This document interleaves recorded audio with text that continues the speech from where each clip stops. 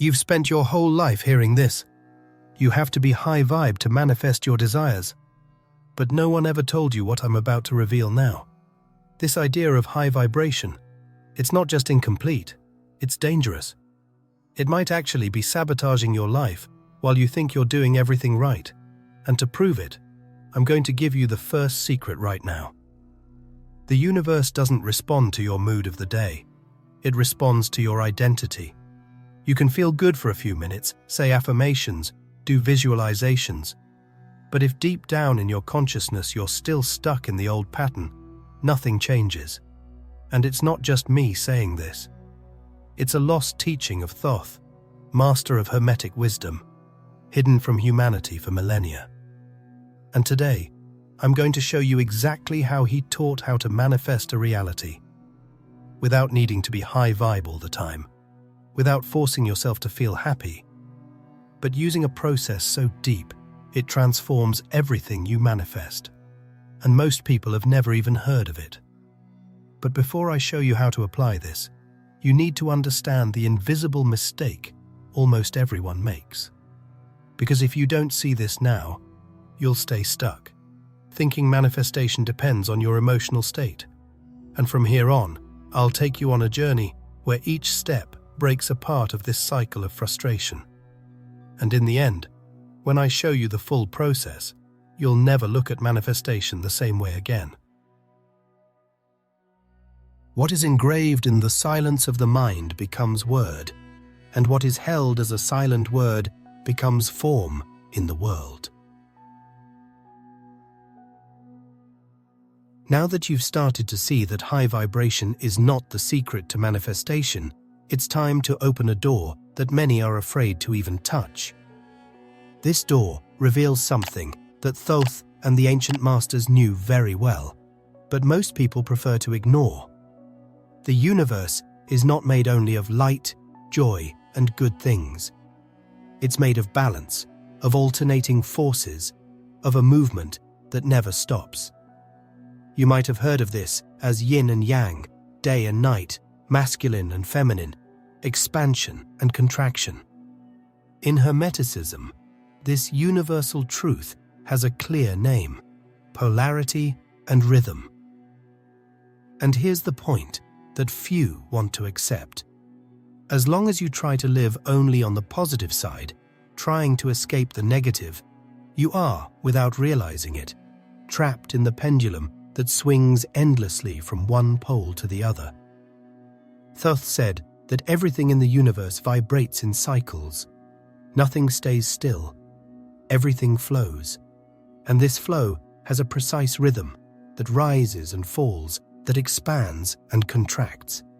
This is the law of rhythm, a deep Hermetic principle that says nothing, absolutely nothing, remains in the same state. Even the most enlightened of masters felt sadness at some point. Even those who achieved inner peace have faced external chaos. Because the secret of life is not escaping the oscillation, but learning to remain conscious in the middle of it. But where's the trap in this? The trap is in believing that the positive is the final goal, when in reality, it's just one part of the cycle. When you believe that the goal of life is to always stay high, you silently resist the low. And what happens when you resist something? That thing gains power over you. Hermeticism is clear about this. What you reject dominates you. What you accept, you transcend. So, if you're always chasing a constant state of happiness, peace, or success, it's inevitable that at some point the opposite side of that experience will show up: sadness, conflict, or failure. That doesn't mean you failed on your spiritual journey. It simply means you are within the flow of existence, where everything has a beginning, middle, and end, where every peak is followed by a valley. But here's the real danger, and pay close attention to this because few people talk about it. Falling is not the problem. Everyone falls. The real problem is what you do when you're down. That's when most people lose everything they've built. Because when they're up, vibrating positivity, people believe life is finally working. But when the cycle goes down, they despair, doubt, question, and abandon everything they believed in. That's the moment when the subconscious, silent and powerful, records a truth. Things didn't work out. And when that truth enters your subconscious, it starts to create your reality. That's why Hermeticism always taught the neutralization of the pendulum. Thoth said that the wise one does not stop the pendulum from swinging, but learns not to be dragged by it. While the circumstances of life go up and down, the consciousness of the true seeker stays firm in the middle, observing the flow without identifying with it. Because whoever identifies with the rise will suffer with the fall. But whoever remains at the center, even when everything shifts, does not lose their inner peace or clarity. Now think about this in your practical life. How many times have you started a project full of motivation and then abandoned it when the excitement faded? How many times did you believe everything was working out, but as soon as one obstacle appeared, you doubted everything? That's the pendulum's swing silently acting in your life. And until you understand that this movement is natural, you'll stay stuck in this endless cycle. The lost teaching of Thoth, the middle path. Here's where things start to get more dangerous. Your subconscious doesn't manifest what you consciously desire. It manifests what you emotionally accept as truth in your most vulnerable moments. Let's make this clear once and for all. It's no use repeating 1,000 times, "I am prosperous, I am successful, I am happy," if, behind the scenes of your mind, what you really feel is, "Everything's wrong, nothing works out, I don't deserve this."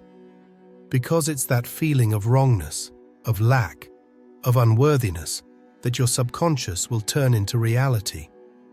The universe doesn't respond to the words from your mouth. It responds to what your heart silently carries. And here's something curious. This truth is not new. In the ancient Egyptian texts, in the Book of the Dead, we find Thoth as the deity who observes the judgment of the heart. The Egyptians knew the heart, symbolically, represented what the person truly believed and felt beyond appearances. At the moment of judgment, the heart was placed on a scale, and if it was heavier than the feather of truth, it meant the person had not lived in alignment with their essence. This metaphor speaks directly to the emotional weight we carry inside us, often without realizing it. And what does this have to do with your life today? Everything. Because while you rationally believe one thing but emotionally carry another, what creates your reality is what you feel when things go wrong, not what you affirm when you're feeling motivated. Your subconscious is constantly paying attention to those internal cracks. It records not your conscious intention, but what you accept as truth when no one is watching. In those moments when you break down, question everything, and feel like you've lost control. That's why the falls we talked about earlier are so dangerous. Not because you fell, but because in the moment of falling, you accepted that life isn't working in your favor. And once the subconscious accepts that, it starts to shape your reality from that point forward. You might think this sounds unfair, but Thoth and the Hermetists didn't see it that way. They taught that the universe doesn't judge, it only responds. It doesn't care whether you're happy or sad. It calibrates your reality based on your deepest vibration. If deep down you believe something is missing, reality will mirror that lack, not as punishment, but as vibrational coherence. Now think with me. How many times have you told yourself everything will be okay, but deep down, you were afraid it wouldn't be? How many times have you visualized something positive, only to feel that quiet pang of doubt right after? That inner voice saying, "Will it really work?" That conflict creates an unstable vibrational field.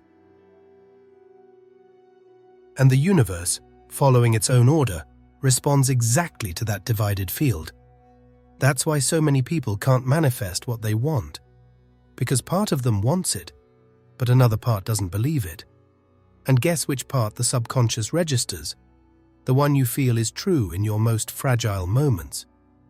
But don't confuse this with weakness. Feeling fear, sadness, or anger doesn't make you weak. The problem isn't the passing emotion. The problem is when you accept that emotion as your identity. The mistake happens when you feel fear and believe you are a fearful person. When you feel sadness and believe your life is doomed to unhappiness. That unconscious acceptance becomes a command to the universe. And I need to tell you something important.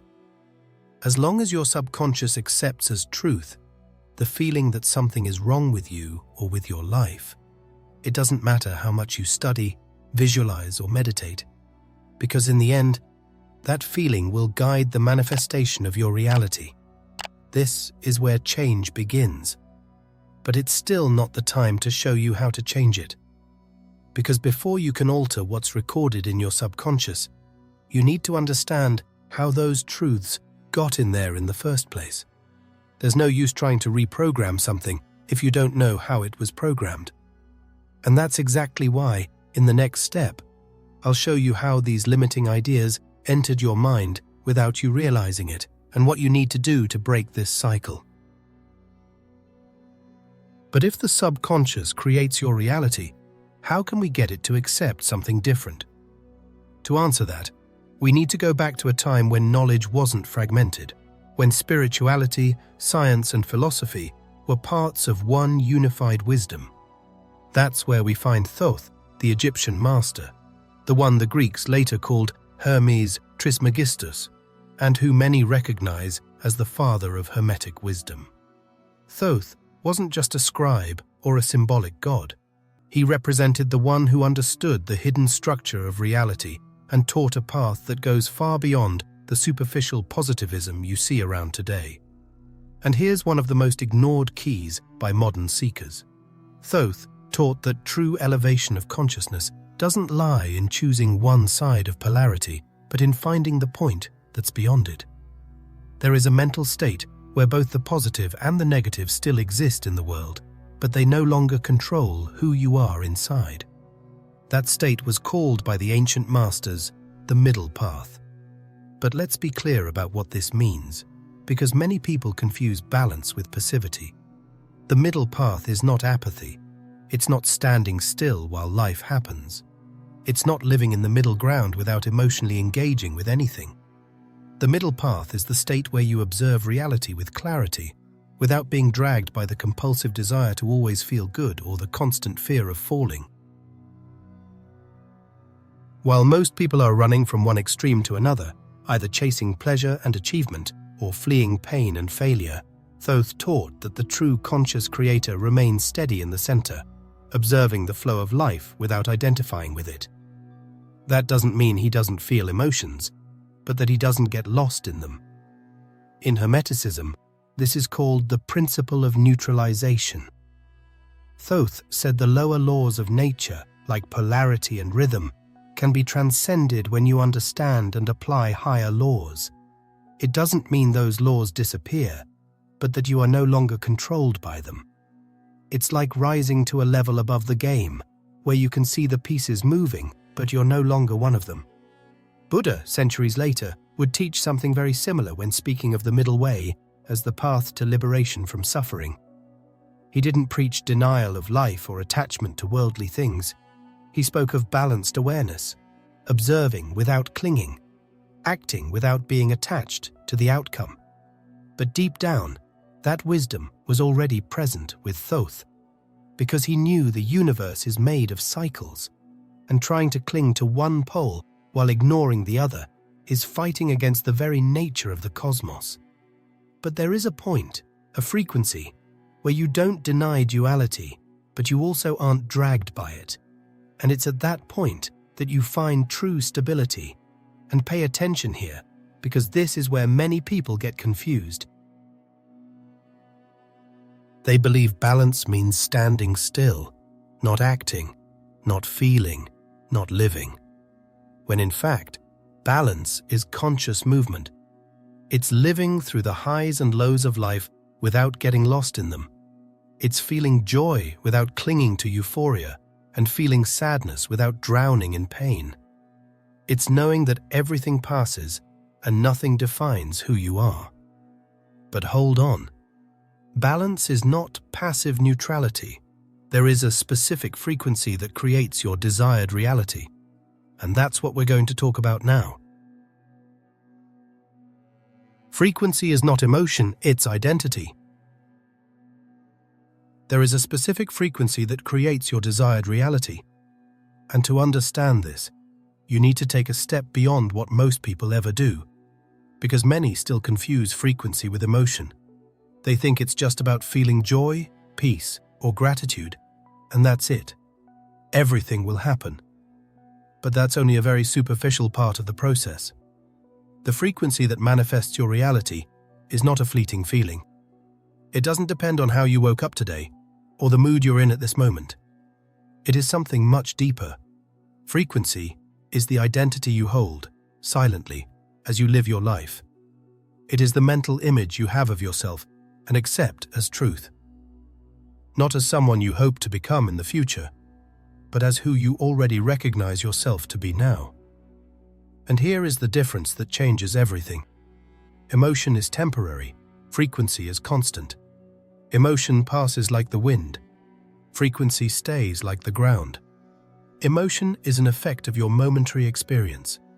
Frequency is the foundation that creates your experiences. That's why so many people do visualizations, meditations, and affirmations and still stay in the same place. Because they visualize for 5 minutes, and for the other 23 hours and 55 minutes of the day, they continue to identify with the limited and insecure version of themselves. And in the end, what matters is not what you imagine for a moment, but what you accept as truth about who you are. Thoth taught this in the ancient Hermetic texts. In the Corpus Hermeticum, he states that the universe doesn't respond to what you casually think, but to what you are in essence. If you see yourself as small, needy, at the mercy of chance, then that is your vibration. And no matter how much you desire grand things, the universe will only mirror who you truly recognize yourself to be deep inside. So ask yourself now, who do you believe you are? When you're alone, with no one to cheer you on or criticize you, what is the silent story you tell yourself? Because that story creates your frequency, and that frequency shapes your reality. And pay close attention, because this is where change begins to happen. It's no use wanting to be something different if you don't change your internal identity. Frequency doesn't shift when you repeat empty words. It shifts when you decide, from the inside out, who you are going to be from now on. When you accept this new identity not as a mask, but as your truth. Now that you know what frequency is, you need to understand where this frequency operates. On what level of reality does it begin to create? Because contrary to what it seems, the physical world is not the starting point of creation. In fact, it is the final stage, the result. The real starting point is far beyond what your eyes can see. And here we enter a part that most people don't even know exists. Because we were taught to believe that reality begins in the physical, and that everything that exists is in what we can touch, measure, and quantify. But that is only a tiny fraction of the truth. The plane where everything begins is invisible. Not invisible because it's magical or mystical, but because it is too subtle to be perceived by our ordinary senses. We're talking about the mental and spiritual plane. That's where the frequency you hold starts to take shape. That's where your identity vibrates and creates the first seeds of the reality you will later harvest in the physical world. Thoth made this clear in his teachings about the creation of reality. For him, everything begins in the mental, which is the field where images and ideas are formed. Then it passes through the spiritual plane, where these ideas are energized, given life, intention, and direction. Only then do these frequencies descend to the physical plane, where they finally take shape as concrete experiences. That's why, if you want to manifest a new reality, you must start where everything actually happens, inside your mind and consciousness. That's where your frequency vibrates. That's where your new identity is formed. And when that happens, the physical plane has no choice but to reflect that new vibration. But if everything starts in the invisible, how do you bring that into the physical world? There is an ancient code that explains this process step by step. And it is hidden in the very name of God. The code of Yahweh, the complete process of creation. There is a code as ancient as humanity itself, hidden in texts that have crossed millennia and withstood the manipulation of time. I'm talking about the sacred tetragram, YHWH, a name that many people associate with God, but in its original essence, it's much more than a name. It's a process of creation, a vibrational formula. And this isn't about empty mysticism or superstition. It's spiritual logic. Because the universe follows principles, not whims. And when you understand this code, you realize that manifestation isn't about luck or chance. It's a clear, simple, yet deep sequence. We begin with the first letter, Yod. It represents pure consciousness, the origin of everything. Yod is not thought yet, not emotion, not image. It's that silent point within you where nothing has been created, but everything is possible. It's the formless state of being. In Hermeticism, Thoth would call this Atum, the unmanifested principle, the silent ocean where all possibilities sleep, waiting to be awakened. Then comes He, the second letter. Here, creation begins to take form. He represents the mental image, the thought that gives shape to the invisible. It's when, within your pure consciousness, an idea, a desire, a vision arises. It's like the artist who looks at a blank canvas and, for the first time, imagines what could be painted there. In Egypt, this was represented by Hu, the creative word, the speech that gives form to what was once silence.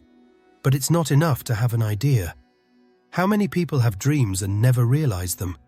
What's missing is the third step, Vav. This letter represents vibrational acceptance. Here we're not talking about a fleeting emotion, but a deep feeling of acceptance. It's when you feel that what you imagined is already true, already belongs to you, even if you don't see it yet in the physical world. This is the stage of union between consciousness and image. In Hermeticism, Thoth would call this seer, the inner wisdom that perceives the truth behind appearance. And finally comes the last He, manifestation in the physical. The moment when what began as an invisible idea becomes a concrete reality. Here there is no more doubt, no more separation. What you were in the invisible now exists in the visible world. In Egypt, this was symbolized by Ma'at, cosmic balance, where spiritual order expresses itself in matter. Do you see how everything follows a flow? It's not about waiting for the universe to give you something because you deserve it. It's a process where you create your reality from the first moment you decide who you are, all the way to the moment that identity manifests in your outer world.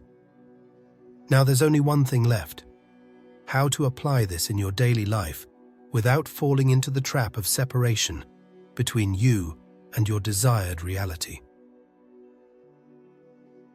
Because that's exactly where most people fail. They know what they want, but keep thinking like someone who doesn't have it yet.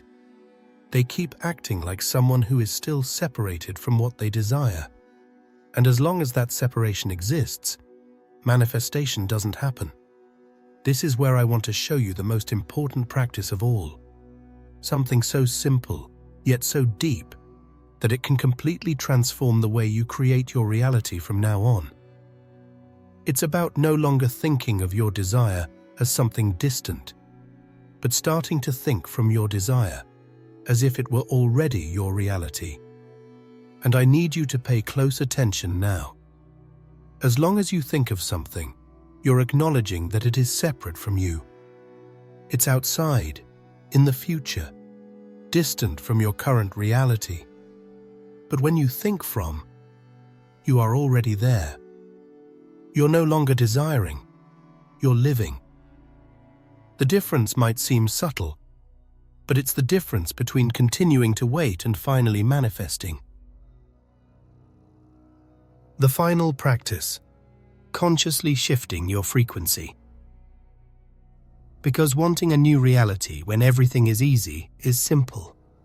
What's really difficult is sustaining that identity when the external world shows the opposite of what you want to see. And at this point, many people give up, because they expect the external reality to change first, when in truth, it's who you are in the middle of the chaos that determines whether the cycle will break or continue. Look at the great masters of humanity. None of them lived in a bubble of comfort. Jesus was persecuted. Buddha faced temptations and doubts. Thoth, in Egyptian myths, descended into the underworld to bring the light of knowledge to humanity. None of them tried to run away from difficulties. What they did was keep their consciousness aligned, even when the world was collapsing around them.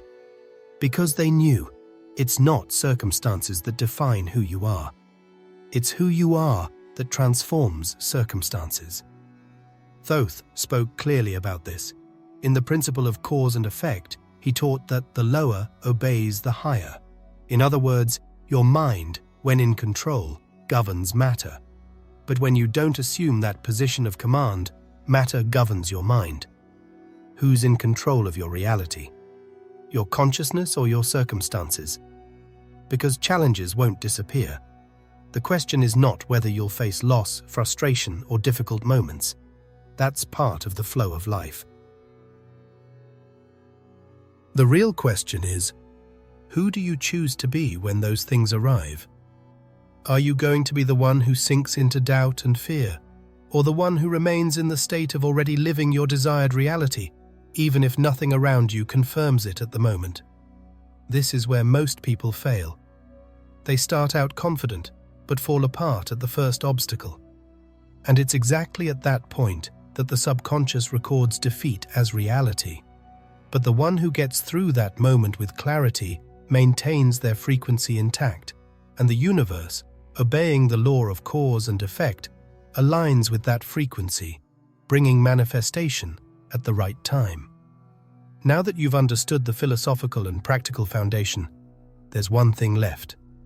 The real step to shift your frequency and finally manifest your reality.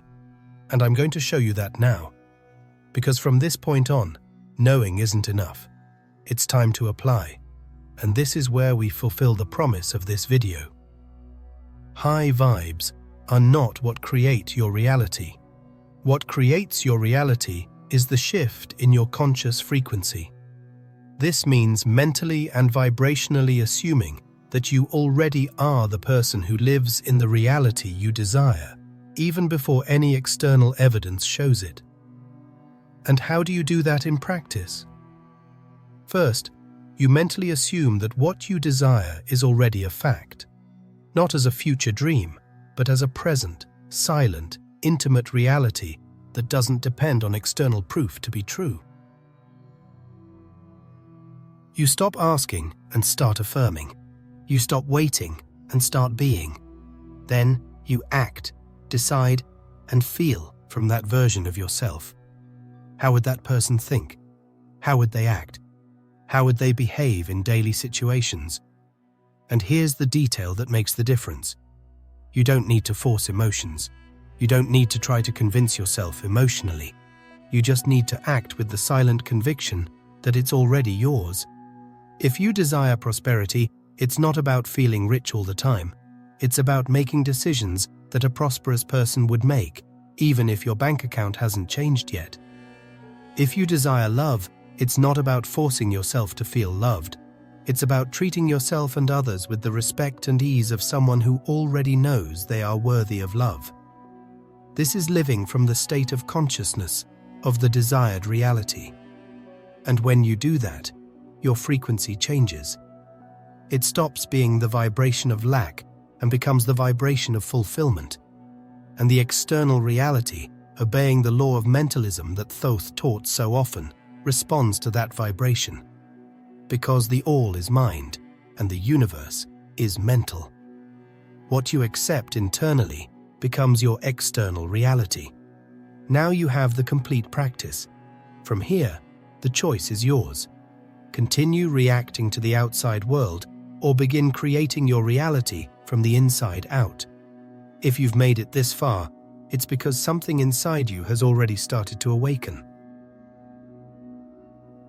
And I want to know who truly stayed with me until the end, so write in the comments, "My frequency awakened."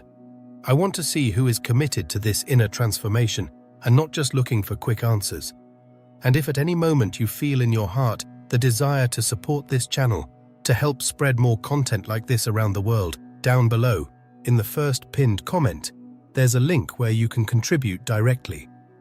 Every bit of support is welcome and helps this message reach even more people who, like you, are ready to awaken. And hey, don't leave yet, because I've saved a special video that will go even deeper into everything we've talked about here. In it, I'll show you how to apply these teachings in your daily life in a practical and profound way. So click now on the video showing on the screen and let's meet there. There's so much more waiting for you.